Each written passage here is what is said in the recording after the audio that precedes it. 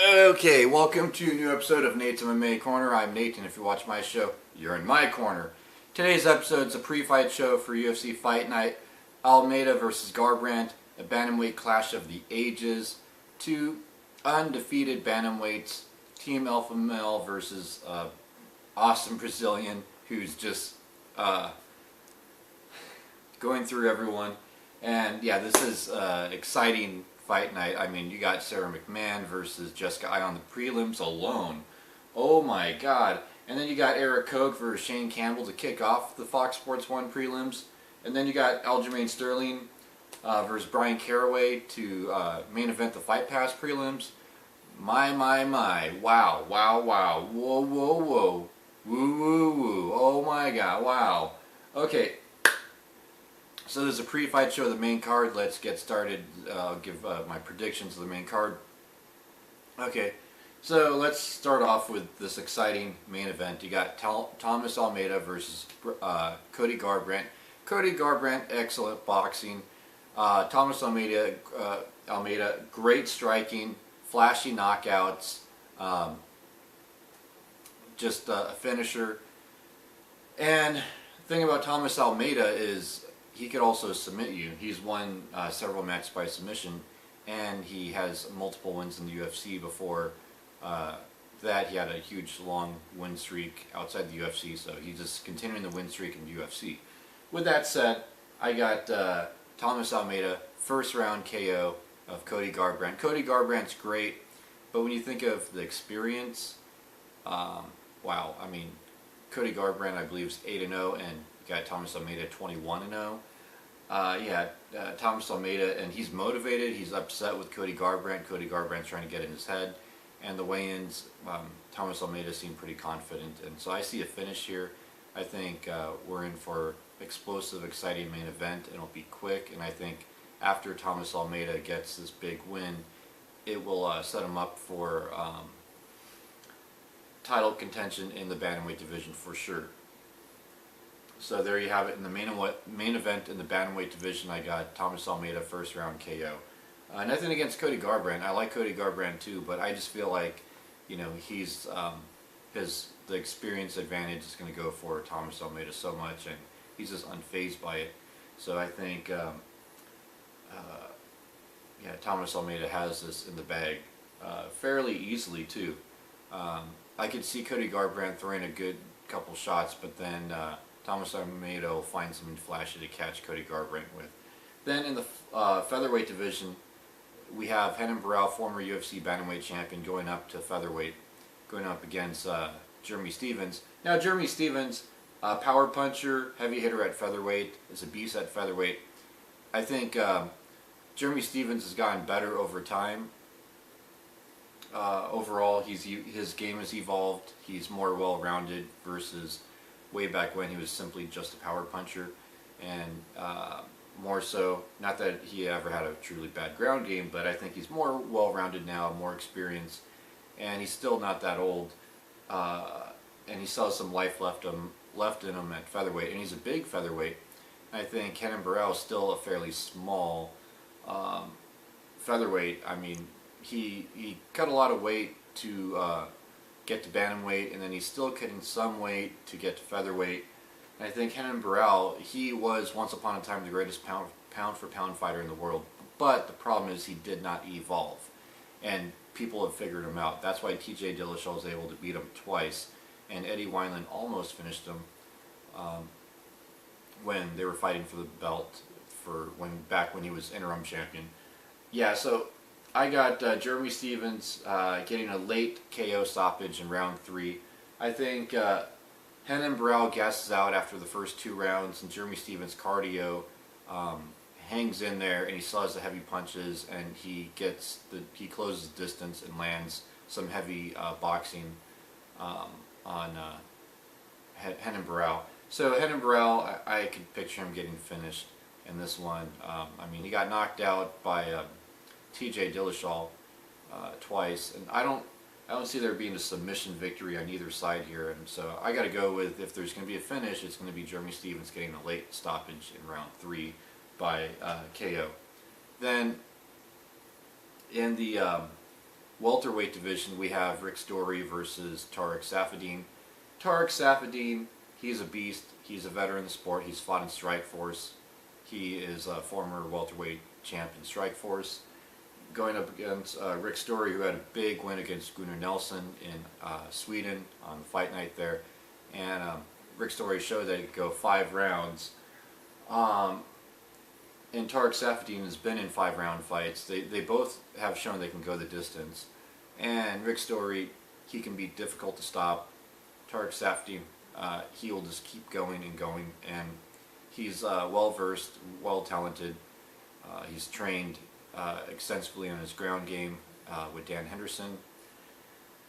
So I got Tariq Saffiedine due to his experience in being in title fights. I got him winning by decision here. I think he outpoints Rick Story here. I think this stays standing, and Tariq Saffiedine puts on a striking clinic with Rick Story. But Rick Story has good striking defense to hold his ground, but it just won't be enough. I think Tariq Saffiedine will get 10-9 each round and squeak out a unanimous decision victory here pretty cleanly. So I got Tariq Saffiedine, Tariq Saffiedine winning by unanimous decision. Then in the middleweight division, we have Chris Camozzi versus Vitor Miranda. Vitor Miranda is a tough. He was a tough contestant on Brazil, Ultimate Fighter Brazil, and yeah, Vitor Miranda. He's pretty well versed. Chris Camozzi is a veteran in the sport. Chris Camozzi, he more or less, he could get submitted by Vitor Miranda. And let's see, yeah, I picked Vitor Miranda by decision because I think Vitor Miranda shoots for takedowns midway into the first round, and then the second and third round pretty much just looks for the takedowns, gets them, and Vitor Miranda is great on the ground with his jiu-jitsu skills. So I think Vitor Belfort goes for the submissions, but he doesn't get them because Chris Camozzi is such an experienced veteran, and his submission defense will be good enough just to not get submitted, and he will be fighting off his back, trying not to get submitted, and thus Vitor Miranda will be scoring points and get a decision win unanimously in this fight. So I got Vitor Miranda winning by unanimous decision here.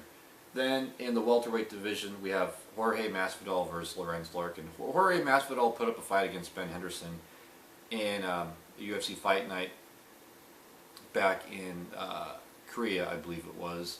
That was on Fight Pass. And yeah, Jorge Masvidal, he could go 5 rounds. He's well-versed, a Strikeforce veteran. Lorenz Larkin, also a Strikeforce veteran. Great stand-up, great kickboxing skills.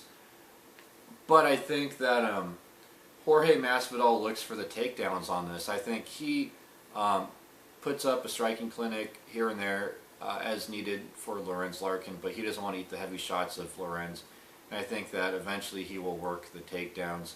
And let's see, I have Masvidal winning by decision due to takedowns. I think Lorenz Larkin might get up once or twice, but Jorge Masvidal will mix things up and occasionally get the takedown, and Lorenz Larkin will either stay on the ground or pop up and then get taken down again. But I'm rooting for Lorenz Larkin here. I've met him several times. He's a great guy. I hope he wins. I'm a Lorenz Larkin fan. I like his flashy haircuts. But I just think the experience and the big fights for Jorge Masvidal, and him having fought for Strikeforce Gold against Gilbert Melendez, I think at lightweight, and I think welterweight's not a bad division for Jorge Masvidal. I think now that he's older, it just makes sense that he went up to welterweight and just figure things out from there. And I think he squeaks out a victory here. I don't know if he'll get a knockout over Lorenz Larkin. I think that'll be pretty tough for him. I think Lorenz has overall the better stand-up, but I think just well-roundedness, Jorge Masvidal has that it factor in this particular fight, and I think it'll be good enough for him to win each round. I don't see this being an insanely exciting fight. However, if Lorenz Larkin does win in this fight, I got first round knockout. I think he times his shots perfectly, and Lorenz has knockout power. I think Lorenz's best chance at winning this fight is in the first round. And I will give Lorenz Larkin, say, a 35% chance of winning this fight by first round knockout, but I'll give 65% chance of Jorge Masvidal winning this by decision. I think the later the fight goes, the better off it is for Jorge Masvidal. So there you have it. There's my prediction. Yeah, Jorge Masvidal by unanimous decision. Then in the lightweight division, we have UFC veteran Josh Berkman from Ultimate Fighter Season 2 going up against Paul Felder. Paul Felder, great striker, heavy hands. Josh Berkman, really good on the ground. Stand-up has gotten better over time. His stand-up's not bad either. And never been bad. However, I think just the wear and tear on Josh Berkman's body and him trying to cut down to lightweight, which I think welterweight's a better weight class for Josh Berkman overall. I think, yeah, Paul Felder has this fight because Paul Felder is more of a natural welterweight, lightweight, and Paul Felder gets it done. And I think he gets it done fairly quick. I think he gets it done first round knockout. I think Paul Felder, he could stand and bang with the best of them. And I think Josh Berkman is, not to take anything away from Josh Berkman, he's just not quite the best of them per se in the stand-up MMA world. So I think Paul Felder gets it done first round knockout. And yeah, there you have it. There's my predictions for this main card. So yeah, but you know what? I like Josh Berkman. Good luck to him. And Paul Felder, though, I think he's going to win this fight by first round knockout. So there you have it. There's my predictions for UFC Fight Night, Almeida versus Garbrandt. This wraps up my pre-fight show. Stay tuned in the coming days for my post-fight show of this awesome card. And yeah, watch this whole card top to bottom because it's explosive top to bottom. Man, I mean, this is one of the biggest fight nights ever I could think of in the longest time. So yeah, stay tuned in the coming days for my post-fight show of this card. And until then, see ya!